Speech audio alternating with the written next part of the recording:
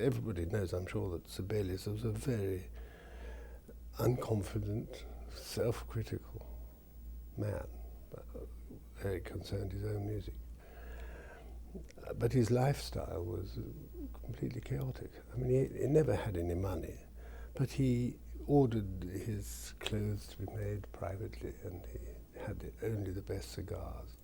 Was always in debt to somebody or other. And that is such a contrast to his severity with his own compositions. The first movement is not immediately comprehensible. I mean, you really got to work at that. And it has all kinds of eerie spirits flying around in it. And I suppose we look at Tapiola, we have some idea of what he felt about the primeval forests, which he knew.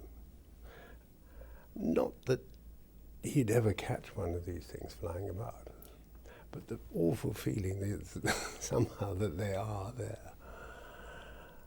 And I once went to Finland, and it was in the height of summer. It was very, very hot, and I stayed in a woodland cabin. And what with the insects and the heat and the light and the birch trees and a couple of vodkas, you could imagine anything would come out of that forest. And there's certain sections in his symphonies which are exactly like that. Nielsen has been for years something which I have not got close to at all. But in looking for new repertory and things that the orchestra should play and doesn't, we hit upon the possibility of Nielsen. There's such a destructive force in this man, and he just lets it loose in the most surprising ways.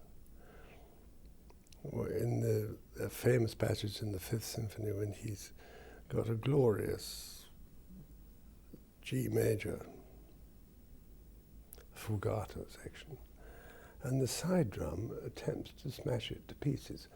It's, of course, if you like, the same world as Sibelius with his C major tune, where he himself is trying to sink it in the ocean. These towering waves come over this thing, and the brass attack it from all sides. Of course, this is a universal gesture, I think. And so it's not surprising that these two men have that in common.